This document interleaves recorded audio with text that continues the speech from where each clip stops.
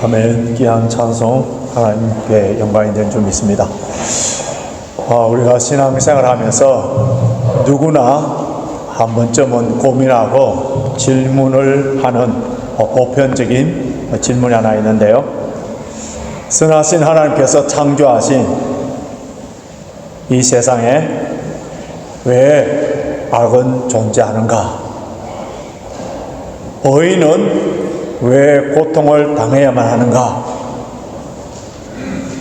세상에서 악하게 살아가는 그 나쁜 사람들은 부자가 되고 형통케 되고 정직하게 진실하게 살고 예수를 믿고 열심히 기도하는 나는 왜 이렇게 가난해야만 하는가?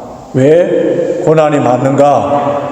자, 이런 질문들은 오늘 저와 여러분들의 질문만이 아니라 성경에 나오는 수많은 사람들도 이런 질문들을 했었어요. 시편을 보면은 다윗의 그 기도문, 다윗의 시에 이런 고민들이 많이 있고, 그 다음 특별히 아삽이라는 시인은 시편 73편에서 이 문제 때문에 신앙을 완전히 다 잃어버릴 뻔한 그런 위기, 어려울 때도 있었어요. 불법을 행하는 자들, 세상에서 악한 사람들이 우리를 힘들게 할 때, 괴롭게 할 때에 하나님 왜 약한 자들을 그대로 내버려 두십니까? 왜 당장 심판을 하지 않았습니까? 이런 불평과 기도가 나오는 것이 우리에게 당연한 일이에요. 세상에 편재한 악의 문제, 의인이 악인을 통하여서 고통을 당하는 문제, 선하신 하나님께서 왜 악인을 당장 심판하지 않는가라는 이런 문제, 의인이 고통을 당하고 있는데 의인이 간절한 마음으로 부르짖고 있는데 하나님께서는 마치 침묵하는 것처럼 전혀 개입하지 않는 것처럼 보이는 이 불합리한 이러한 세상에 관한 그러한 의문과 질문이 생긴다면은 오늘 본문 말씀이 가라지 비유를 통하여서 오늘 이러한 문제들을 우리가 해결해 나갈 수 있기를 바랍니다. 오늘 우리가 읽은 이 본문은 예수님께서 가라지 비유로 말씀하시는데 이 비유에 대한 해석도 지난 주일에 우리가 살펴본 것처럼 씨 뿌리는 자의 비유처럼 예수님께서 직접 해석을 해 주셨기 때문에 그래서 우리는 쉽게 이해를 할 수가 있습니다. 구체적인 해석이 37절에서부터 40절까지 나와 있는데요. 제가 질문을 하면은 이 비유에 대해서 질문을 하면은 여러분들 답을 찾아서 이제 대답해 주시면 됩니다. 이거는 얼마나 실력이 있느냐가 문제가 아니고 얼마나 시력이 좋냐 그런 문제인데요. 제가 37절 그때 보십시오. 자, 질문을 하면은 여러분들은 성경을 보시고 앞에 화면을 보시고 답을 하시면 됩니다. 좋은 씨를 뿌리는 자는 누굽니까? 밭은 좋은 씨는 가라지는 입을 딱 다물고 계시는 분들 어떤 분입니까? 좀 커서로 이야기해 보세요. 가라지를 심은 원수는 추수 때는 추수꾼은 자, 추수 때가 있고 또 추수꾼을 보내서 갖고 그래서 의인은 곳간에 빛나는 그러한 자리에 악인은 풀무불에 지옥에 들어간다. 그를 예수님께서 이제 비유에 대한 설명을 해 주셨습니다. 자, 이 비유 그리고 예수님께서 해석해 주신 이 내용을 통하여서 우리가 먼저 깨달아야 되는 것, 반드시 알아야 되는 것은 이 세상에는 알곡과 가라지가 공존한다는 사실이에요. 이 세상에는 성과 악이, 진리와 거짓이 함께 존재하는 것을 알아야 됩니다. 여러분, 악의 존재의 문제는 오늘의 문제가 아니라 에덴 동산에서부터 존재해온 것인데요, 사탄은 우리 인류를 멸망시키기 위해서, 미혹하기 위해서 그때부터 악이 존재해왔고 주님이 재림하시는 종말까지, 그날까지 계속되는 거예요. 그런데 선하신 하나님께서 이 악을 다 없애버리고 그 존재를 다 없애버리면 되지 않겠습니까? 하나님이 능력이 없습니까?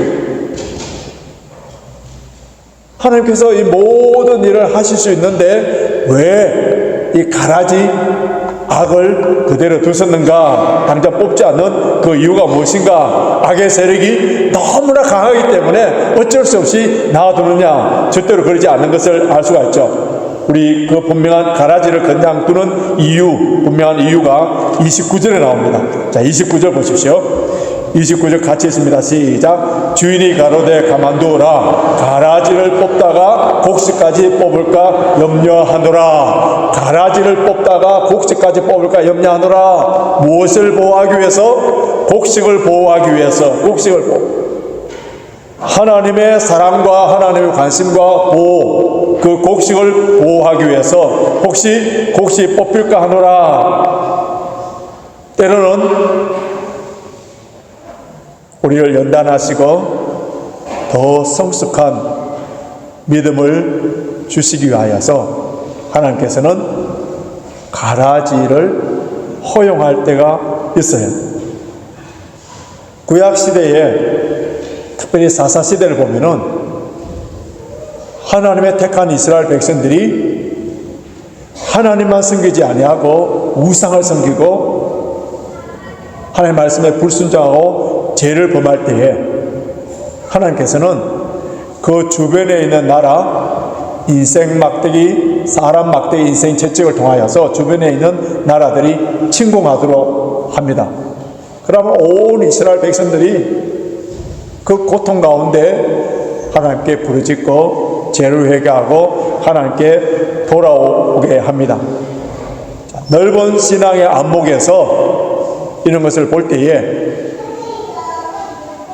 하나님께로 돌아오고 하나님의 말씀에 순종하는 일에 있어서는 우리가 연단을 받아서 더 주님께 가까이 나갈 수 있는 그 길은 고난과 연단의 과정을 통하여서 나아가는 것을 볼 수 있기 때문에, 그래서 우리에게 고난이나 연단이나 가라지, 악의 존재의 문제를 가지고 합력하여 선으로 인도하시는 하나님의 관점에서 바라본다면은 때로는 이 가라지 때문에도 우리는 감사할 수가 있는 거예요. 스코틀랜드에 아주 위대한 설교자 조지 마티슨이라는 그런 목사님이 계셨는데 이분은 어릴 때부터 블라인드, 맹인이 되어버렸습니다. 맹인에게는 도움이 필요한 거예요.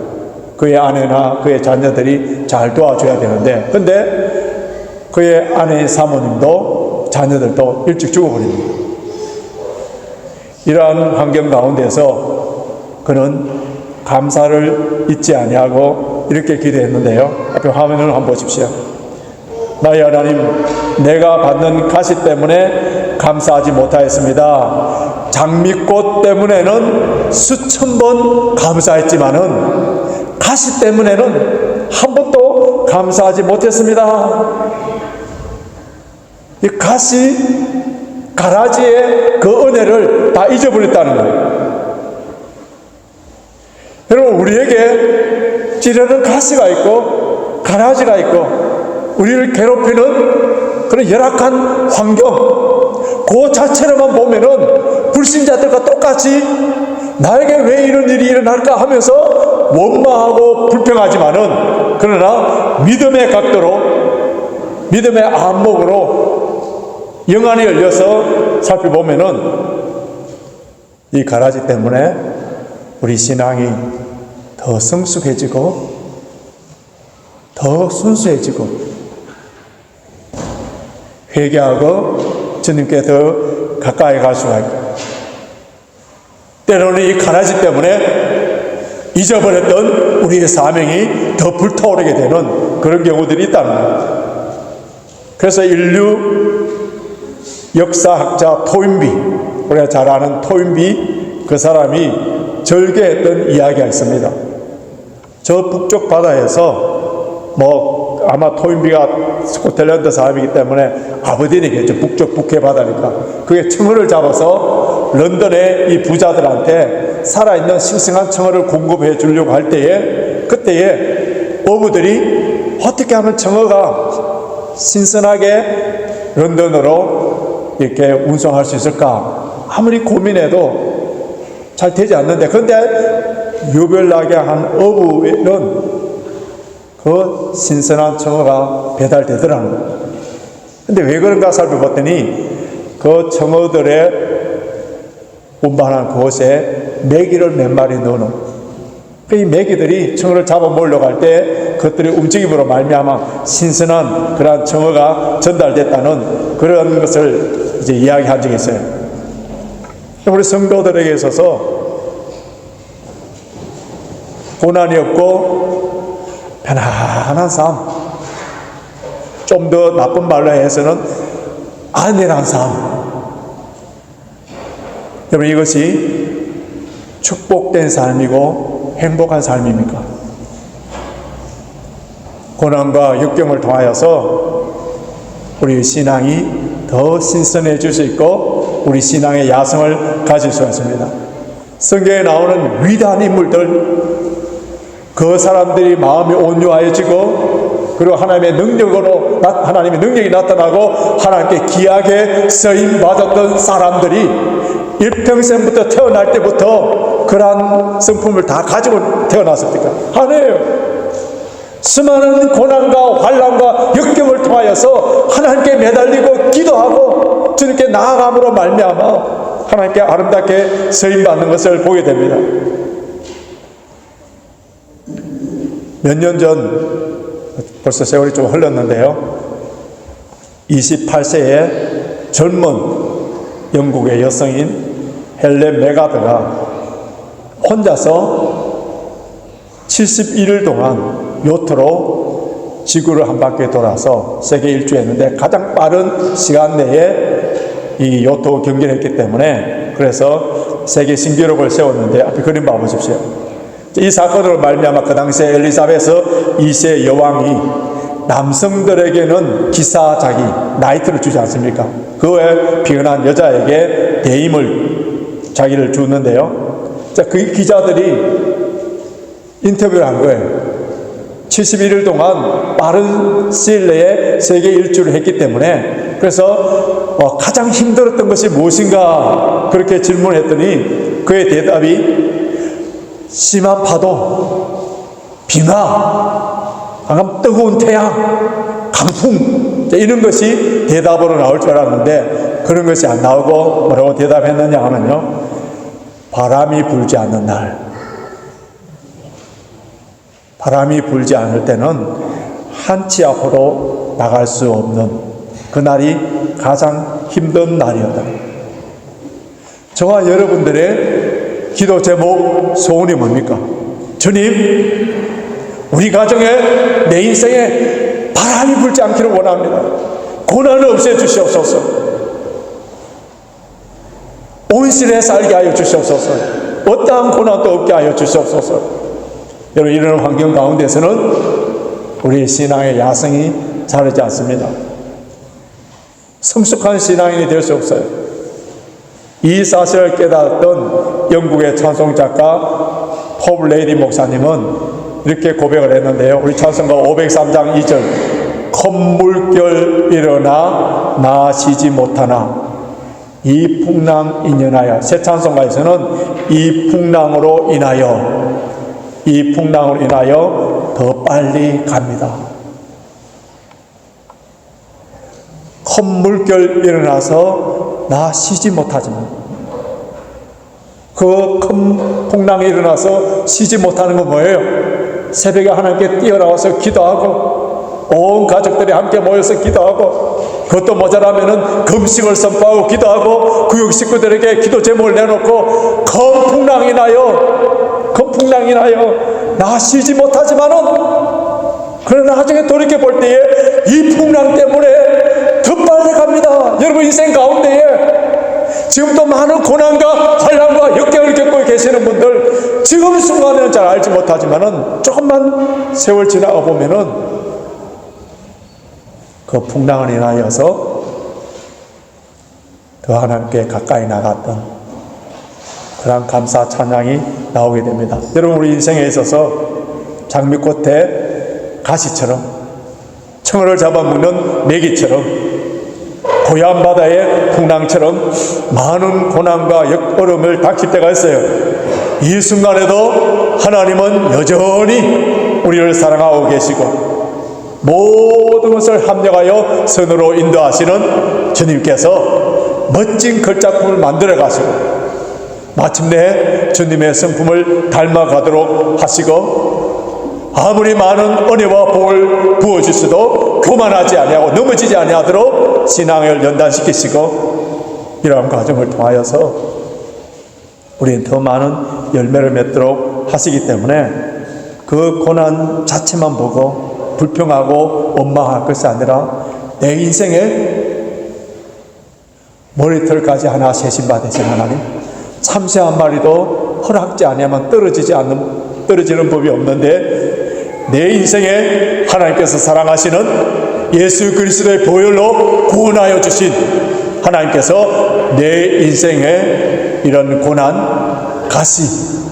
가라지 허용하신 하나님의 뜻이 무엇인지를 분별하고 기도하는 것이 더 중요한 거예요.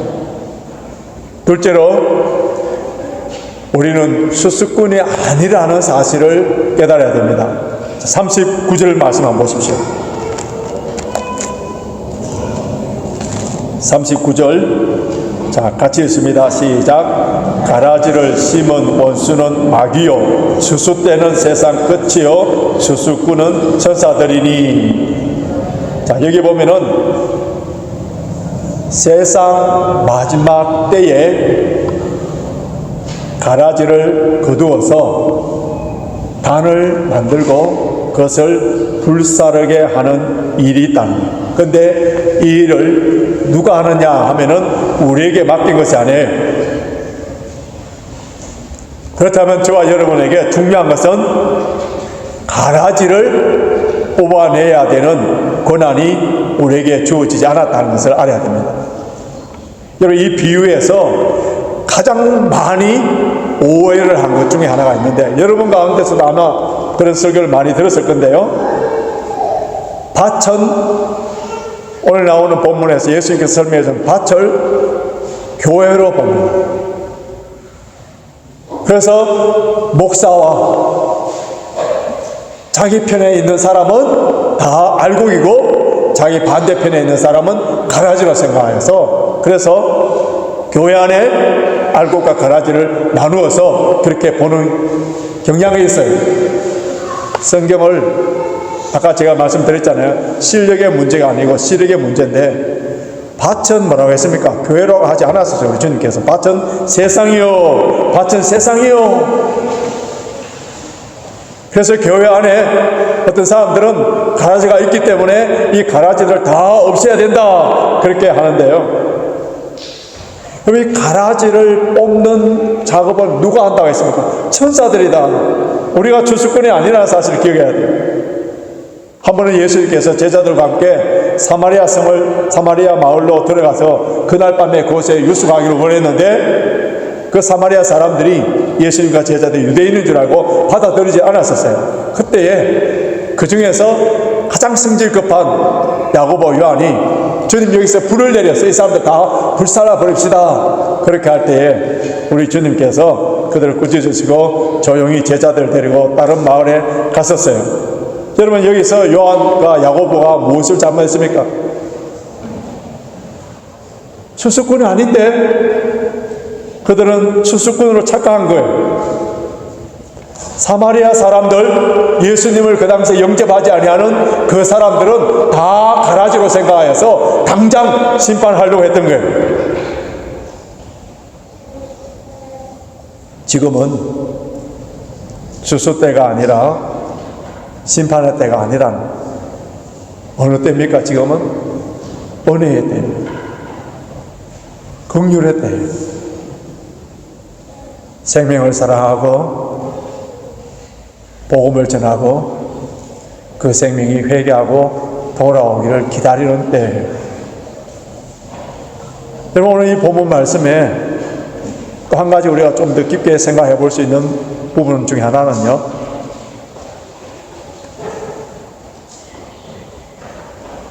우리도 예수 그리스도 밖에 있을 때, 예수 그리스도를 믿기 전에는 저와 여러분들이 다 가라지와 같은 존재였다는 것을 잊지 않아야 돼요. 그럼에도 불구하고 우리 주님께서는 우리를 뽑아버리지 아니하시고 우리를 불쌍히 여기소서 은혜를 베풀어 주셨어요. 예수를 믿고 어렵게 만들어서 가라지와 같은 그 과거에 지저분하고 더럽고 추한 죄들을 청산할 수 있도록 만들어 주셨어요. 여러분 곁에 주변에 율법적인 그 잣대를 가지고 안경을 끼고 가라지와 같은 그렇게 보이는 분이 있습니까? 도무지 소망이 없는 것처럼 그렇게 보이는 사람이 있습니까? 그럼에도 불구하고 그를 뽑아버릴 수 있는 권한은 우리에게 없어요. 그를 쉽게 정죄하고 심판할 권리가 없어요. 우리가 해야 할 일은 그들을 위하여 기도해 주는 일이에요. 끝까지 예수 그리스도의 마음을 품고 우리 주변에 있는 사람들에게 복음을 전하고 그들을 사랑하고 심지어 원수까지라도 사랑하면서 축복 기도해 줘야 돼요. 이것이 우리 주님께서 우리를 향한 하나님의 뜻을, 주님은 우리에게 원하시는 소원이에요. 여러분, 예수님께서 가라지들 어떻게 대했습니까? 그 당시에 가라지라고 할 수 있는 유대 종교 지도자들이 봤을 때는 세리여 창녀였던 사회적인 그런 사람들에게 예수님께서는 친구가 되셔서 함께 식사하시고 그들에게 하나님 나라의 그 말씀을 전하심으로 말미암아 그들이 구원받고 알곡이 되는 그러한 역사를 보게 됩니다. 예수님께서 십자가에 돌아가실 때 그때의 오른편에 있는 강도 일평생 그의 삶은 가라지와 같은 그런 삶이었어요. 그런데 그 순간에 예수님이 십자가에 돌아가시는 그 순간, 그 찰나에 당신의 나라에 임할 때에 나를 기억해 달라고 하니까 예수님께서 뭐라고 했습니까? 내가 오늘 나와 함께 낙원에 있으리라. 이 사건을 볼 때에 우리가 성급하게 가라지라고 저주하고 정죄하고 심판해서는 안 됩니다. 우리는 세상을 정죄하기 위하여서 부르심을 받은 자들이 아니라 복음을 전하여서 한 영혼이라도 구원받도록 하기 위해서 부르심을 받은 자예요. 그래서 주님 다시 오실 때까지 우리는 복음을 전하고 심지어 원수까지도 끝까지 사랑하며 축복하면서 인내해야 됩니다. 마지막으로 생각해야 될 것은 추수할 때가 있다는 것. 추수할 때가 있다는 것. 자, 39절 하반절 보십시오. 추수 때는 세상 끝이요. 추수 때는 세상 끝이요. 그다음 40절 보시면은 그런즉 가라지를 거두어 불에 사르는 것 같이 세상 끝에도 그러하리라. 세상 그때에 41절에 보면 누구를 보낸다고요? 인자가 그 천사들을 보내리니 추수할 때에 그때 알곡과 가라지를 구분하고 반드시 추수 때가 있다는 거예요. 그렇기 때문에 그 정한 때를 바라보면서 우리는 살아야 되는데, 하나님께서 정하신 때, 성경에 보면은 하나님의 때, 이 헬라어로 카이로스 투 데우, 하나님의 때, 그런 때인데요, 이 때가 얼마나 중요하죠. 고난 받을 때 하나님께서 복을 주시고 우리에게 상을 주실 때, 그리고 예수님이 이 세상에 오실 때, 심판의 때, 은혜 받을 만한 때가 있는 거예요. 심판할 때가 있는 거예요. 초대교회에 우리 성도들이 지금 저와 여러분들이 예수 믿는 것 때문에 고난당하는 걸 그 사람들과 비교하면 어떻게 사치스러운 걸 알 수 있습니까?